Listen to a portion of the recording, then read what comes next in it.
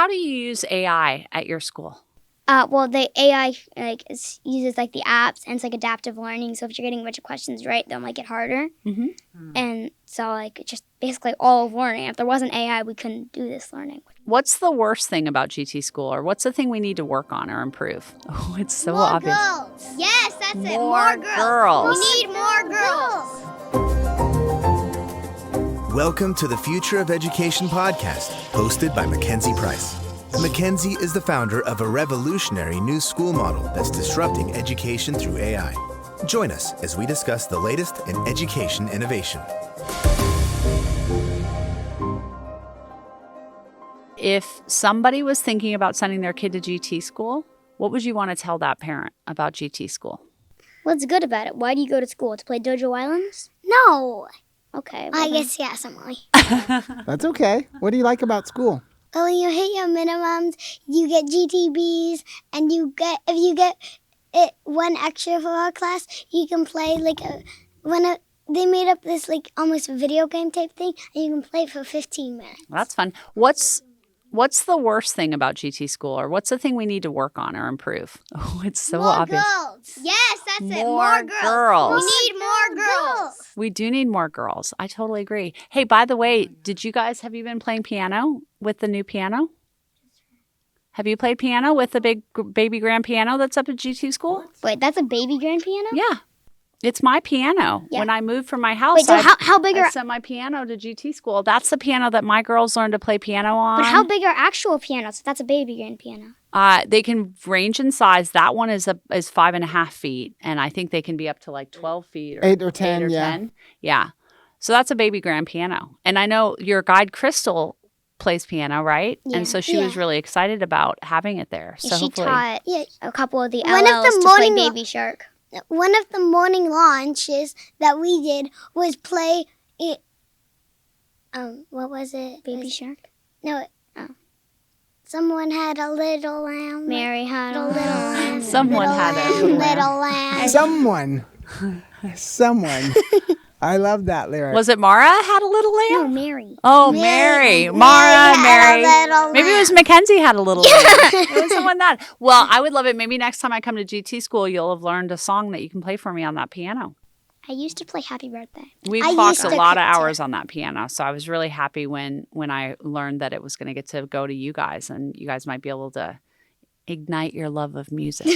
So, Evie, what do you think the difference is between, we're going to say, a normal school and your school is? What's the biggest difference? I think the individualized learning with ChatGPT is way different. Most schools haven't even had that cross their minds yet. That's something that's even possible in education. How do you use AI at your school?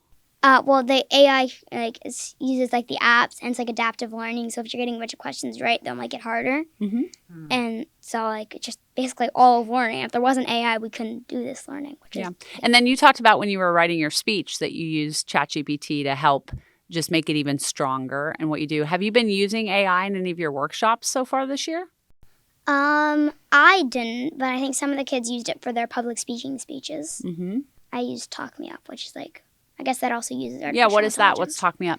So it's like an app where you talk to the screen. It videos you talking. Mm-hmm. You talk like you're talking to an audience, and then it rates you on how well you did on a bunch of different things like pacing, eye contact, facial expression, like all through the thing, and then you get an overall score. And it'll give you feedback on the things you didn't do so great in and the things you did do good in. So I used a lot of that. I didn't. But ChatGPT is used in it, so I guess it's just like using Yeah, and you said you've enjoyed public speaking. What have you found? Like, where were the ways that you've learned to how have you improved the most in public speaking? Like, where were your weaknesses? Pacing. Are you a fast talker normally? I love talking fast. Me too. My friends used to think it was so hilarious. They'd ask me to ask them questions, and I just rattle up anything that they thought, and they would laugh so hard. It would be so funny. Jay is always saying to me, slow down. She's a fast talker. I am So, a fast talker. A lot of people watch Mackenzie's social media, and they get, I don't want to say scared, but maybe just apprehensive or nervous about AI in schools, and they think it's really bad. What do you think, and what would you say? Because you've experienced both types of schools, right? A traditional school with a teacher in front of the classroom, and now this school. What would you say to that person? Well, I think artificial intelligence, if it's used wrong, like to cheat on everything and just tell you the answers, then it's not good for learning because then you don't learn anything with it, just giving you the answers. But if it's used to help you learn faster and better, then I think it's good. Wow. And how is it used to help you learn faster and better? Well, here it's used for like adaptive learning. It's like smart, so it can tell that, okay, this is really easy for them. So they make it harder. And like it predicts when you need like a test or like when it's time to move up or like if you're failing on stuff. What do you think, Mara? Do you think using AI in schools is a good thing? Well, if you're using it, just like Evie said, to go on Google and like, let's say I have to spell upside down, and I go and use the voice thing and say, how do you spell upside down? Then it would completely be cheating. You wouldn't be learning anything. But if you spell it wrong, learn the example, and get it wrong a bunch, then you'll remember it for next time, and then you'll be able to completely finish the lesson, and you'll learn how to spell it. Do you think if you learn how to spell upside down, then you'll know how to spell downside up? Well, you know how to spell part of it. Well, So that was a mom joke. You know about the dad jokes, but that was a mom joke, right? Our mom doesn't really make Your mom dad jokes. laughed at that joke, and I feel like our sense of humor might actually match up pretty well. Well, then. mom and dad jokes are really similar, except one has a mom and one has a dad. But Yeah. other than that, they're exactly the It's same. kind of like upside down and downside up. It's like the exact opposites, right? Oh, now they laugh. See, now we'll have to cut that so that it sounds like you laughed right after I said the joke. Okay, we have to be careful not to laugh anymore, Mara. I know. Well, that we'll make sure that it's not totally false advertising. 'Cause I don't want people thinking everyone laughs at my jokes if I'm not really funny. I need to get better, right? That's feedback for me. Feedback. I have a question for you. What do you think are the life skills that kids your age need to learn? They need to learn how to swim, definitely. Swimming is definitely an important life skill. Have you learned how to swim? Yeah. Yeah. Can you swim? Yes. Oh, I thought you could only doggy paddle. Well, that's swimming. That's as like long as you JJ. can No, stay that's doggy swimming. paddling. Yeah, Yeah, I know, that's but it's doggy. still staying afloat, right? Yeah, but the swimming is like, Yeah, like well, good. Like the doggy paddle is like, that's You know what what she I does. did the other week? I jumped into a pool with all my clothes on. Why'd you do that? Well, because the coach that I was with was teaching me how to take my pants off, tie them in a knot, blow air into them, and put it as a life jacket around my neck. And we did it. I have a video of it. I'll show it to you after That's we're an done. interesting life skill to learn. It was a very interesting life skill that I didn't know I needed. So if I ever fall in the water with my pants on, I'm in good shape. But if I'm wearing a skirt or no pants, then I'm in trouble. So hopefully So it'll always work wear out. pants when you're going to the beach. Always wear pants when you're going swimming. You've been able to learn about grit, which is an important life skill. How have you learned grit? Well, I just, like, when I'm stuck, I just keep going, and then once upon a time, I'll get it. And as an 8-year-old, you've done some pretty impressive things. What is the thing that you did that was super impressive? When I was 6 or 5, 6, When right? you're 6. I ran a half marathon. You ran a half marathon when you were 6 How years long old. did it take you? It took about 3 hours and like 19 minutes. Did you run it by yourself or did you run it with someone you I knew? ran it with my mom You did? That's amazing. What did you learn from that experience? to keep going whenever you're stuck. Just keep going, right? Just keep going. Who is it? There's some movie or something that says, just Dory. keep going. Just keep swimming. Just keep swimming. Just keep swimming. Did you ever see that, Finding Nemo? Oh, yeah. We've seen a You've little. seen it. Just keep swimming. That's incredible. How else have you learned grit since you've been at GT school? Well, We do morning launches, and those. Let's talk And about one then- of... Yeah, go ahead. well, we also have these dojo points where, like, if we do grit or independence or teamwork and Using stuff, failure as well. yeah, and then we get like a dojo point, and they turn into GTBs, and then like whoever gets the most dojo points at the end of the day, it gets a key, and then whoever gets lucky and gets the key that unlocks the locker at the end of the week, then you get a small prize. Really? Whoa. So, Evie, can you answer that question? Why do you think it's important to learn the life skill of grit or doing hard things? Well, because if you don't have grit, you're going to end up, like, quitting after something.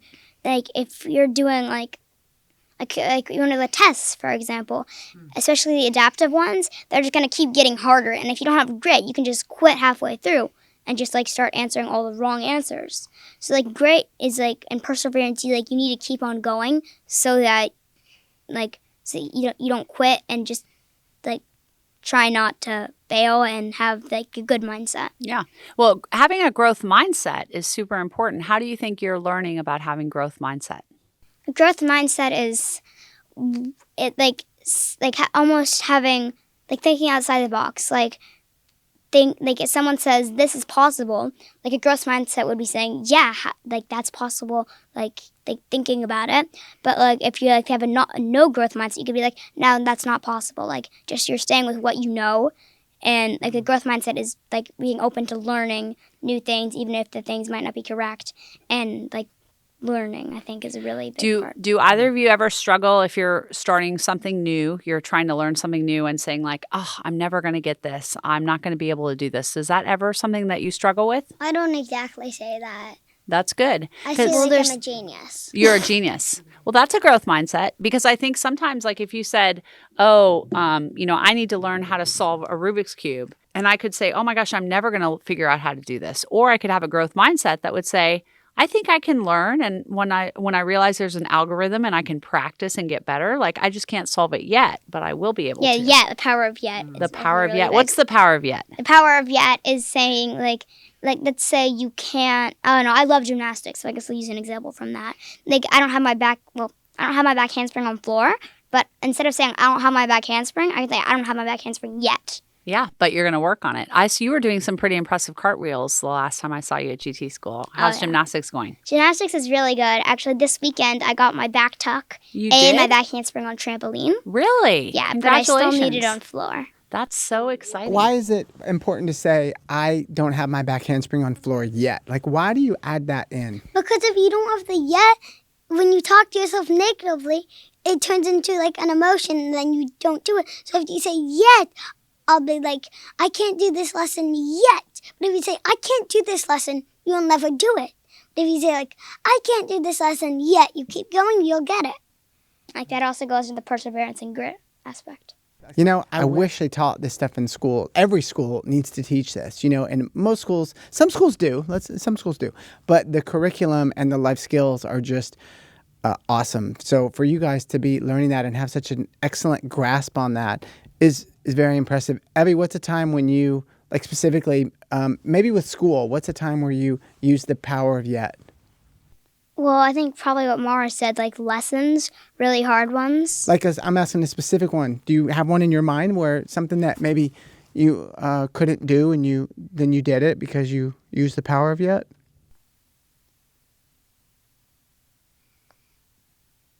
Not yet. Yeah, not yet. I'm thinking. That's because you did all the lessons. But what about science?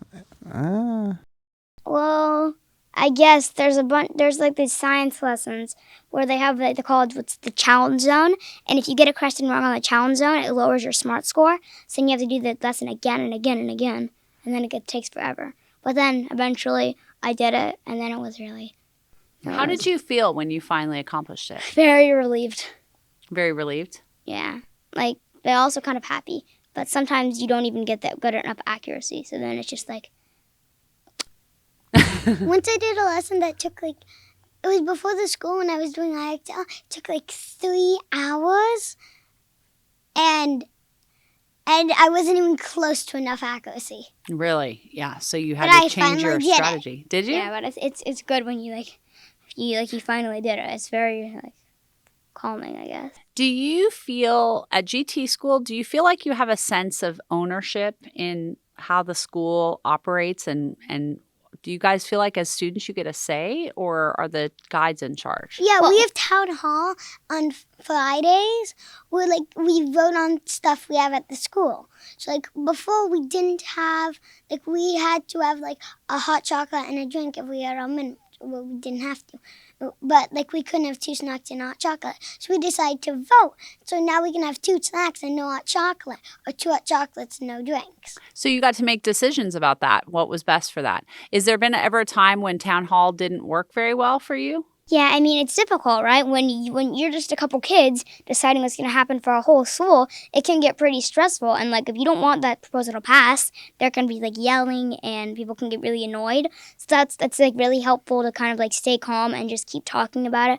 There tends to be a lot of debating that goes on, which is, why the debate workshop we're doing is so helpful. If we have to reclaim warrant and evidence. And then sometimes town hall just goes on forever, and then eventually the guides sometimes have to, stop it. And we ended up having to do it next town hall, like bringing all the topics onto the next town hall. Mm-hmm. So sometimes it doesn't go well, but when it does, it's really helpful, and it like feels really good too, because like you have a sense of independence that you can control what's happening in your school. Yeah. You mentioned you're doing a debate workshop. Can you tell me about that workshop? So the debate workshop is, well, you're learning how to debate. You learn your claim. You learn how to do the research to have your good claim, warrant, evidence, and your impact. Like, I didn't even know what an impact was in a debate, and now I know how to kind of make one. I don't know what an impact is in a debate. So an impact is you do your claim, which is like, cats are better than dogs. And then your warrant, because cats are cuter than dogs. And then your evidence is from a source, like, based on the Pets Association, cats are cuter than dogs, blah, blah, blah. And then the impact it would be something like, I guess, I don't know if it would, how well it would work for that example, but like if cats aren't cuter than dogs, actually that would not More work. people would have dogs? Well, like kind of like why it's important. So like it's in like why the fact that cats are better than dogs is important. Because like if you're doing a debate and you say cats are better than dogs, the judge can be like, okay, I agree with you. So what? Mm-hmm. So, but if you have the impact that the reason cats are like not the reason, like The outcome. if cats aren't better than dogs, then blah blah blah will happen. Then they'll realize, okay, it's actually important that cats are better than dogs. Then it's more likely. So maybe an example would be like, we need to provide more options for clean water. Yeah, because if we don't, then we're not going to have enough for this. Yeah. And here's why this is an important Mr. thing to Braden go after. uses is for we're doing one where it has two claims and then the impact. Sorry, I was blanking. And so it's basically like the first one is Houston, we have a problem. There's a problem, and the next one is we have a solution for that. And then the impact is if we don't use this solution, the rocket ship's gonna blow up. Oh, so okay. like basically structuring it like that. Sure. So are you enjoying that workshop? Yeah, it's really fun. What do you like best about it? Well, I think I like the fact that we're like learning how to debate. I really like debating. I do it with my mom a lot. Usually I don't have the evidence part though. What do you debate your mom about? Pretty much everything. She usually wants me to clean my room. I usually say, why don't I do it like tomorrow? So you're negotiating. Yeah, I negotiate a lot, and then we debate sometimes. What do you think are the most important skills to learn with regard to negotiation? How to negotiate without like getting it like really annoyed, like being able to negotiate with like a calm manner and not like yelling and screaming. Because then the person you're negotiating is like, it's like, I don't want to work with this person. They're just like rattling off about who knows what. So like if you stay calm, I think that's really helpful tool for negotiating. I think that's true.